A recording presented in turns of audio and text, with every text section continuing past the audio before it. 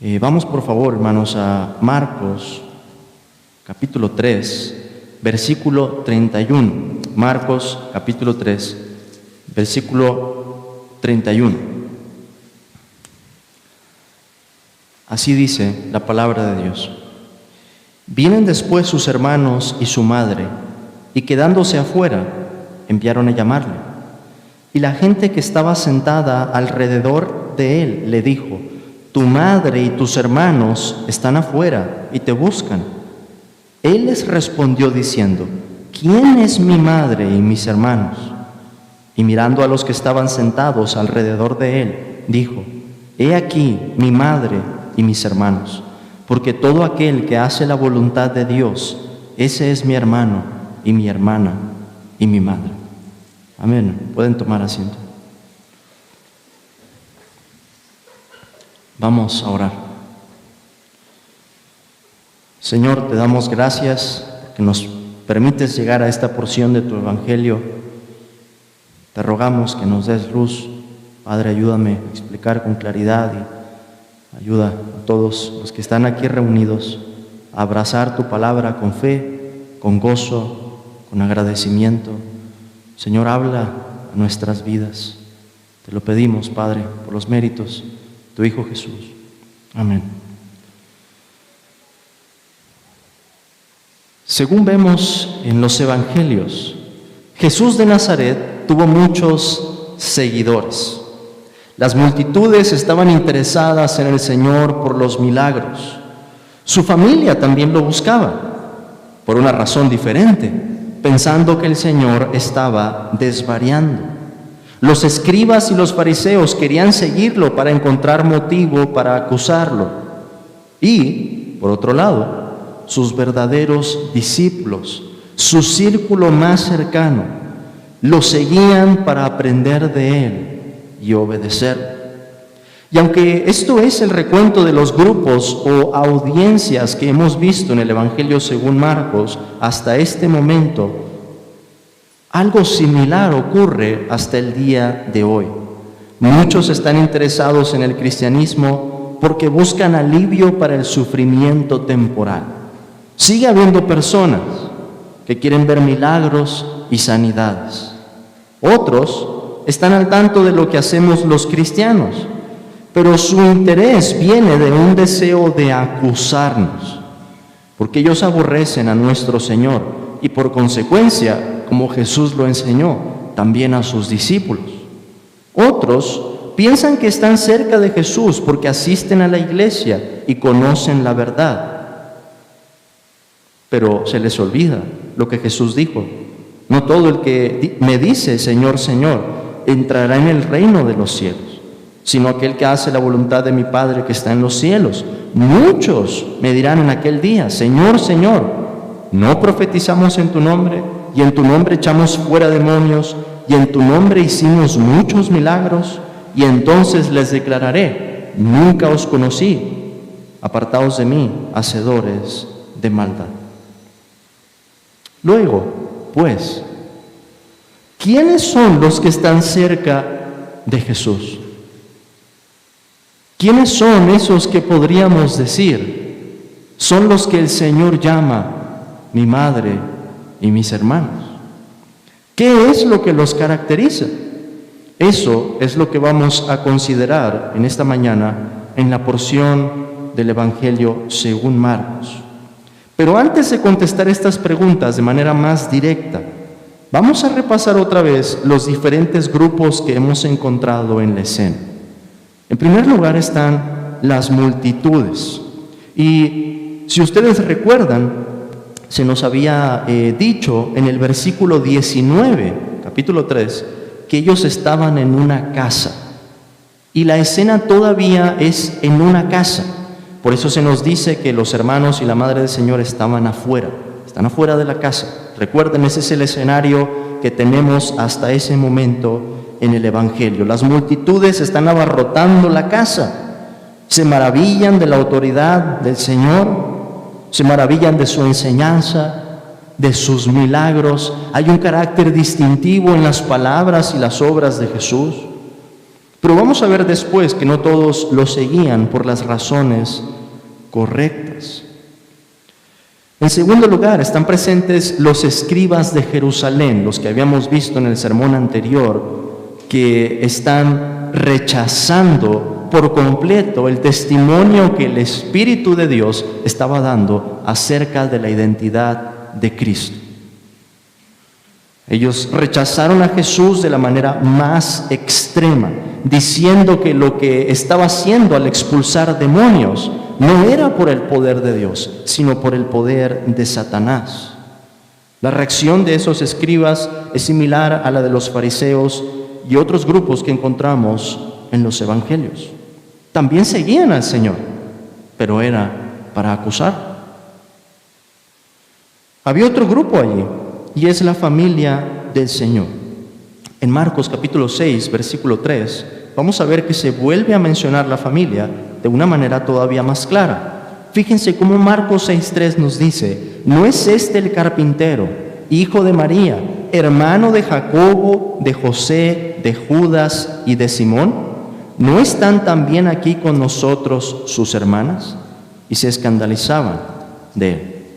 Así que, en efecto, María había tenido más hijos, concebidos de manera natural. El único concebido de manera sobrenatural por la obra del Espíritu era nuestro Señor Jesucristo.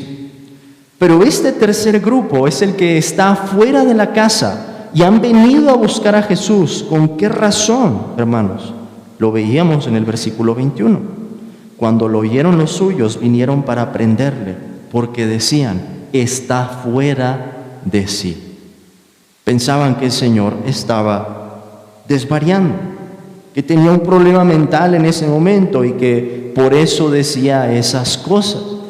Piensen en eso, su propia familia. Ellos estaban fuera de la casa y eso es algo simbólico de su actitud para con Él. No habían entendido todavía su identidad y su misión, pero en algún momento lo llegarían a entender. De hecho, sabemos por el registro de las Escrituras que Jacobo, el hermano del Señor, lo vio resucitado. En 1 Corintios capítulo 15 se nos dice eso, y fue el mismo que escribiera la epístola o la carta que conocemos como Santiago, el hermano del Señor. Pero había un cuarto grupo aquí, y es ese grupo que está alrededor, según se nos dice en el pasaje, del Señor Jesús, de una manera más cercana. Y ellos son los discípulos. Seguían a Jesús a donde quiera que Él fuera. Y Jesús dice en ese momento que ellos estaban obedeciendo la voluntad de Dios. Y en unos momentos vamos a considerar cuánto consuelo hay en que Jesús haya dicho esas palabras de hombres como sus discípulos. Pero antes de pasar allí, hemos visto que el escenario en el que estamos en esa parte del Evangelio es una casa.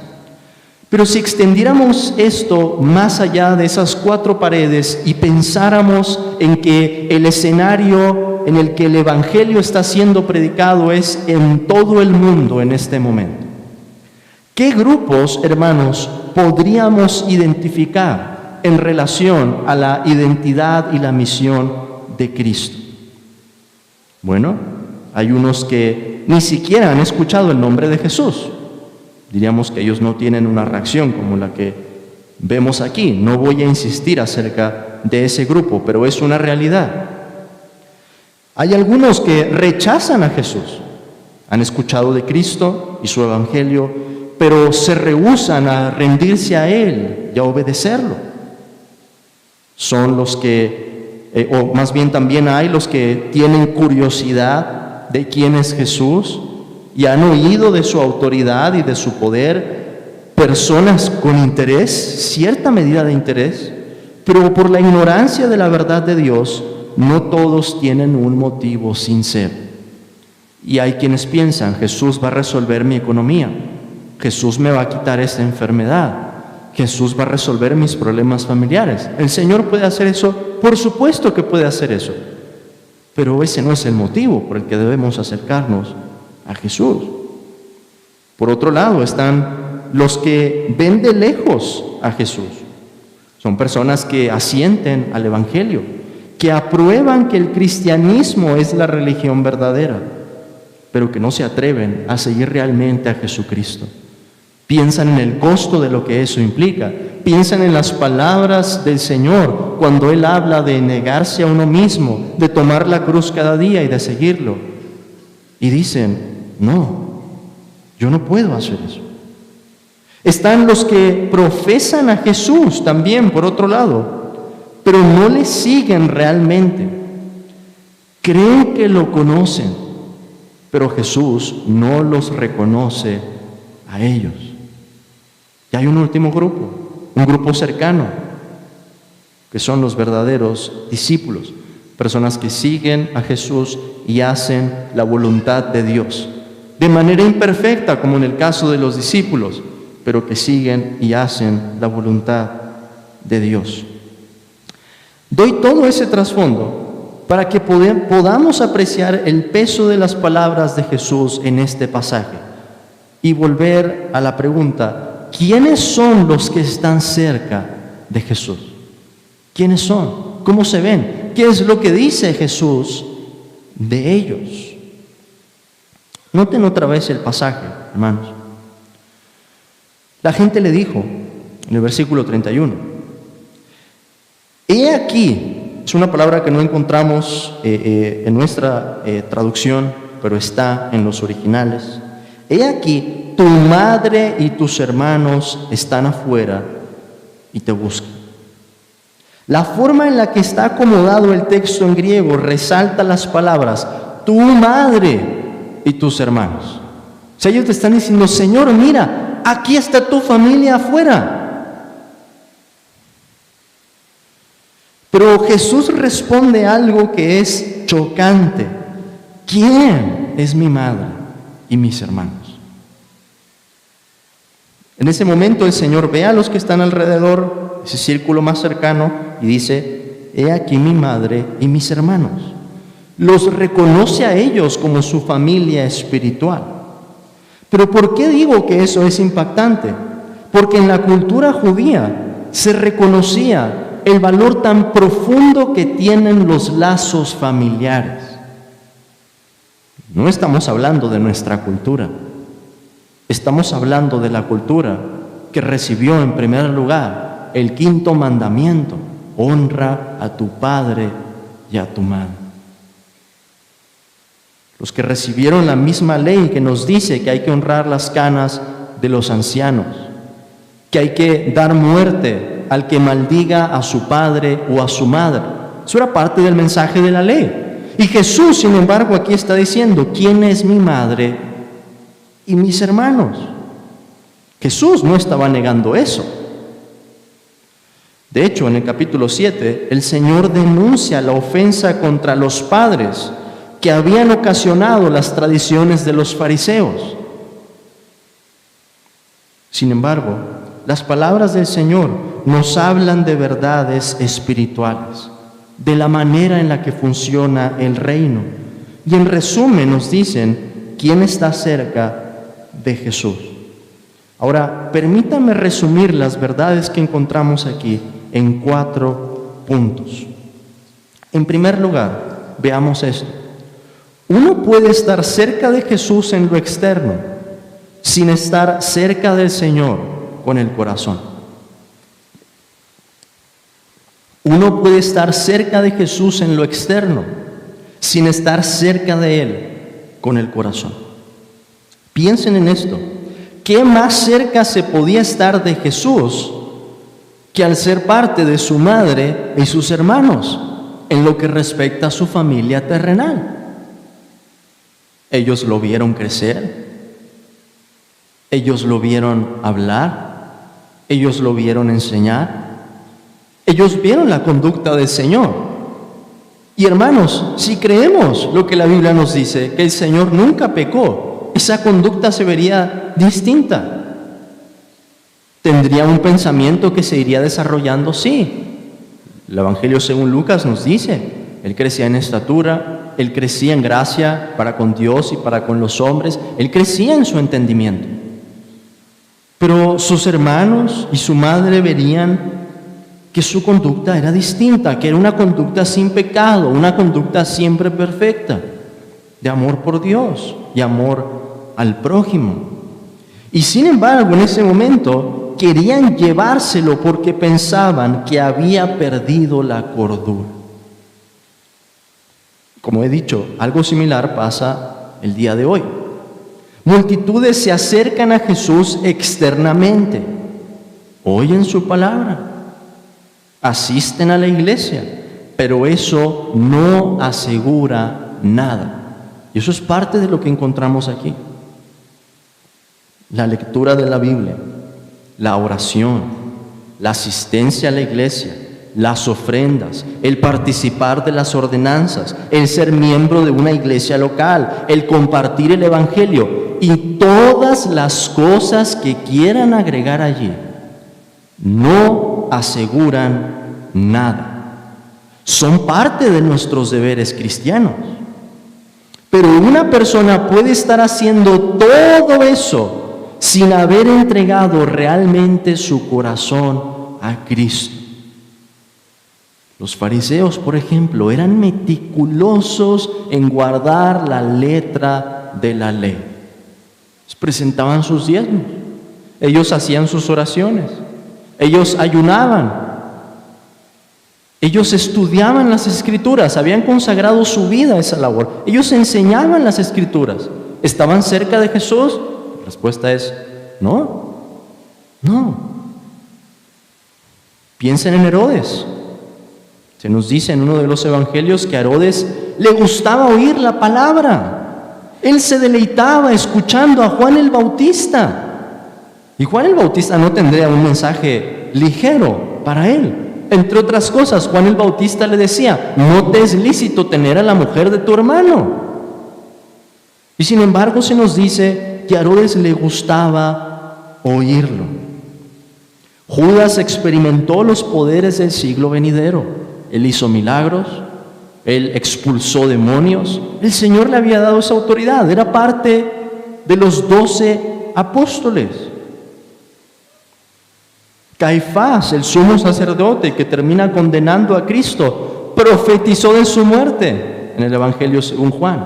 Habló de la muerte del Señor, de su sacrificio como sustituto. ¿Aprovechó eso para que él estuviera más cerca de Jesús?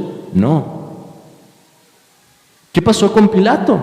Pilato se maravilló de Jesús y confesó 3 veces públicamente su inocencia. Pilato estaba predicando en ese sentido, hablando de la justicia, de la rectitud del Señor. ¿Aprovechó eso para su alma? No. Ananías y Zafira llevaron una ofrenda. Estaban haciendo un deber. Lo hicieron mal, pero estaban cumpliendo con un deber. Simón el mago fue bautizado y Demas estuvo muy cerca del apóstol Pablo. Todos ellos ejemplos que encontramos en las Escrituras. Sin embargo, por más cerca que estuvieran de Jesús externamente, no se entregaron de corazón. ¿Pueden ver esa diferencia que hay? Podemos hacer todo lo externo en la vida cristiana y pensar que somos cristianos y creernos cristianos.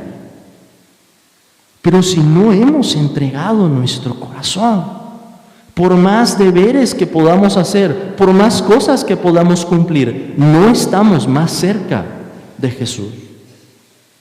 Y Dios no quiera que haya alguien aquí en la misma condición. Piensa en eso. Qué terrible sería despertar un día y que Jesús te diga: no te conozco. Señor, pero yo iba a la iglesia. Señor, yo asistía. Señor, yo recibí consejo pastoral. Señor, yo leía las Escrituras. Señor, yo prediqué tu evangelio. Señor, yo participé de la cena. Yo era uno de los que servía. Apártate de mí. Por eso, hemos de asegurarnos de seguirlo a Él en el camino y no dejar de contemplar a Cristo. Una y otra vez tenemos necesidad, domingo tras domingo, de repetir el mismo mensaje, de volver a hablar de Jesucristo, de volver a recordarnos, hermanos, nuestra mirada debe estar en Él.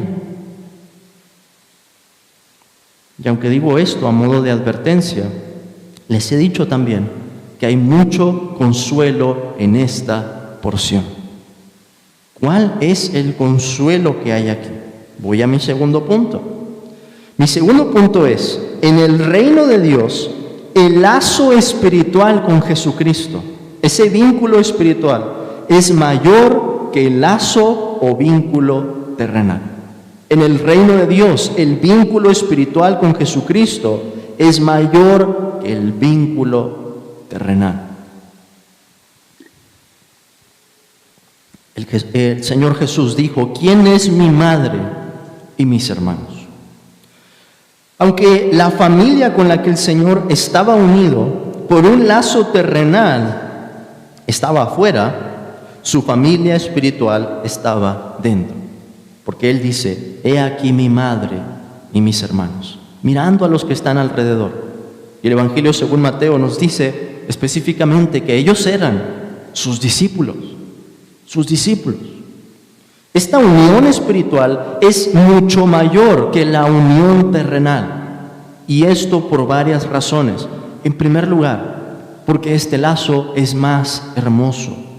Este es un vínculo más hermoso. El lazo familiar existe por pacto, en el caso de matrimonio. ¿Qué es lo que une a dos personas en matrimonio? Un compromiso mutuo delante de Dios de entregarse el uno al otro hasta la muerte. Y en el caso de los hijos, el vínculo o el lazo es por sangre, igual en el caso de los hermanos. Y ese es un vínculo hermoso. Pero, hermanos, ¿no tenemos acaso algo mayor en Cristo? Dios también ha celebrado un pacto con nosotros. Las 5 heridas en el cuerpo de nuestro Salvador son una imagen potente del amor con el que Dios nos ha amado y de la sangre derramada a nuestro favor. ¿No hemos sido también partícipes de un nuevo nacimiento? El Espíritu Santo, con un poder mayor que el de la procreación, nos ha dado vida nueva y Dios el Padre nos ha adoptado en su familia. Entonces, por la hermosura de este lazo, tenemos un vínculo que es mayor que el vínculo terrenal. Pero en segundo lugar, este vínculo espiritual es mayor por la permanencia del mismo. No solo por su hermosura, también por su permanencia. La familia y el lazo terrenal que nos une perdura mientras que estemos vivos. Se trata de una relación temporal, un regalo de Dios, sin duda, pero es algo temporal. Por otro lado, el vínculo espiritual que mantenemos con Cristo y su iglesia no es temporal, permanece para siempre y no hay nada que lo pueda alterar. Y quizá, hermanos, por las circunstancias en las que vivimos, haya otras personas en el mundo que confiesan la fe cristiana y que entienden de una manera más profunda lo que esto significa. Y voy a poner un ejemplo. Nuestros hermanos del otro lado del mundo, en Medio Oriente, que confiesan la misma fe que nosotros, en países en los que más del 90% de la población son musulmanes, se van a enfrentar a persecución en su familia. Y estoy hablando a persecución en la familia que puede llegar a la muerte. Hermanos que confiesan la fe en Cristo y sus padres les dicen, tú ya no eres nuestro hijo, tú eres un apóstata, porque así considera un musulmán a un cristiano. ¿Qué significaría para ellos oír eso? Que Cristo les diga, aquí mi madre y mis hermanos. Hay consuelo para los rechazados, como el salmista dice, aunque mi padre y mi madre me dejaran, con todo Jehová me recogerá. Eso nos dice el salmista en el Salmo 27. Pero además, ese vínculo espiritual con Jesucristo es mayor. Hemos visto por su hermosura, por su permanencia, pero también por la meta que ese vínculo tiene. Comparémoslo otra vez con la familia. ¿Cuál es el propósito del lazo familiar en la tierra? De forma resumida, glorificar a Dios en la búsqueda de la santidad, en el apoyo mutuo, en el desarrollo de los dones y la preservación de la sociedad.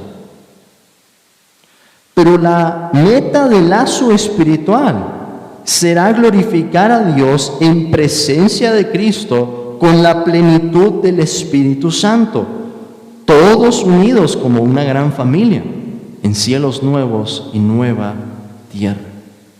Y por supuesto, es un fin mucho mayor. Además, hermanos, vemos también el consuelo que Cristo nos da aquí. En tercer lugar, este es mi tercer punto. Jesús no se avergüenza de sus discípulos ni de reconocerlos como su familia. Jesús no se avergüenza de sus discípulos. Ellos son los suyos. Ni se avergüenza de reconocerlos como su familia. El Señor dice: he aquí mi madre y mis hermanos. El Señor Jesús se deleita en llamar a sus discípulos de esa forma. ¿Cómo lo sé?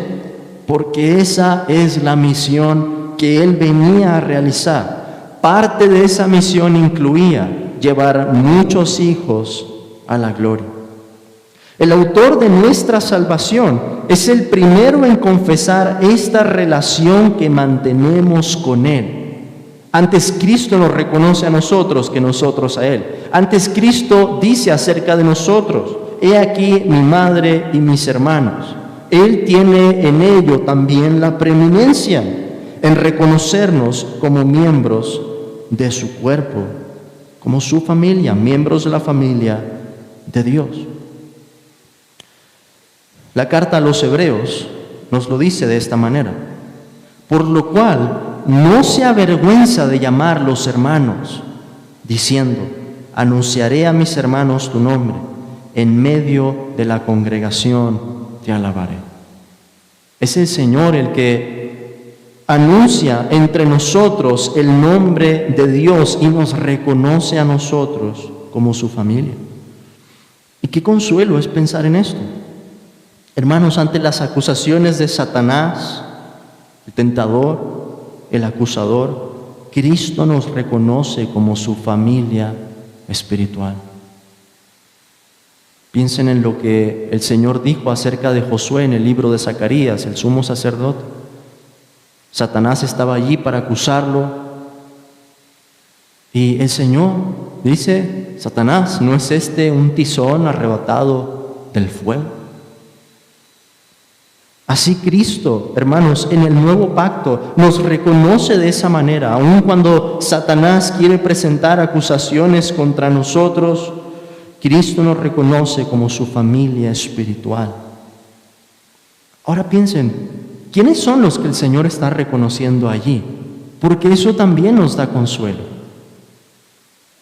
Bueno, ya se nos ha dicho, estaba Simón, Jacobo, Juan, etcétera, entre ellos. ¿Y cómo eran estos hombres? Por lo que vemos en los evangelios, eran hombres torpes, eran hombres débiles, eran hombres con la misma naturaleza que nosotros, unos impetuosos, otros temerosos, orgullosos, soberbios. El Señor fue tratando con ellos, pero Cristo los reconoce como su familia. Viendo eso, hermanos, no tengamos temor entonces de confesar a Cristo como nuestro Salvador. Si el Señor nos reconoce como su familia, ¿cómo hemos de dejar de reconocerlo a Él como nuestro Salvador? Por último, en cuarto lugar, y con esto termino, lo que caracteriza a un discípulo de Cristo, según nos dice el Señor aquí, en el versículo 35, es que hace la voluntad de Dios.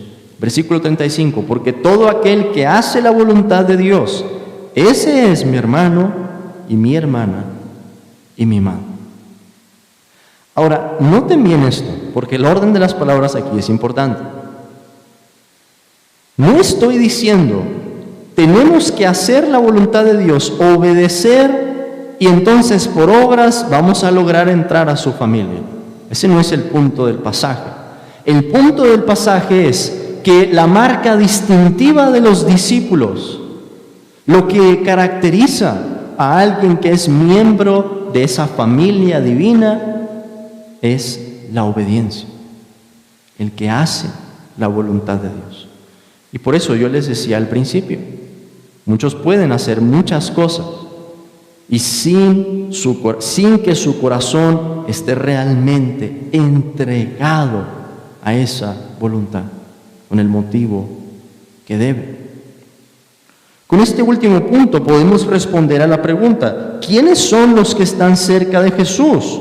Y la respuesta es, los que hacen la voluntad de Dios.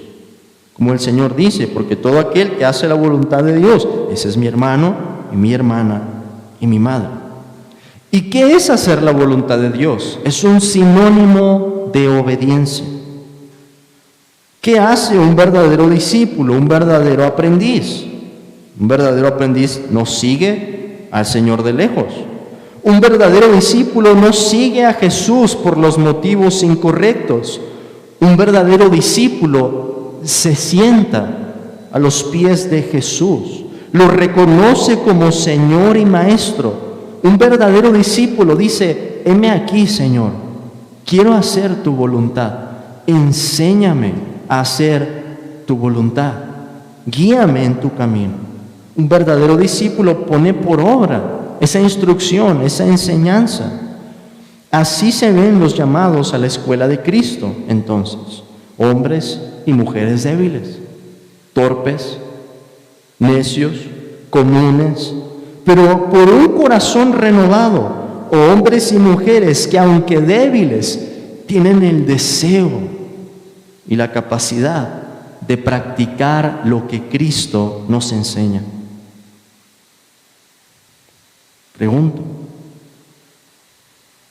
¿podrá decir Dios acerca de ti que eres uno de los que está cerca de Jesús? Pregúntate eso a ti mismo, sinceramente. ¿Has estado fingiendo el cristianismo? ¿Te has estado fingiendo una buena persona? ¿O realmente puedes decir, yo he entregado mi corazón a Dios? Me deleito en hacer su voluntad, es lo que quiero. Y aunque peco y batallo y hay luchas y tentaciones, ese es mi deseo. Ese es el deseo más profundo de mi corazón. Ese es el deseo que gobierna mi vida. No desmayemos, hermanos. En el tiempo del Señor segaremos la recompensa. Pero mientras que ese momento llega, seguimos aprendiendo, seguimos tropezándonos, seguimos examinando nuestras sendas y orando para continuar en este camino de la fe, esperando como buenos discípulos también en la instrucción de nuestro Señor, porque Cristo nos ha dado una promesa, que Él va a regresar, para que podamos ver con todo su esplendor lo que significa ser parte de la familia de Dios. Amén. Oremos. Señor.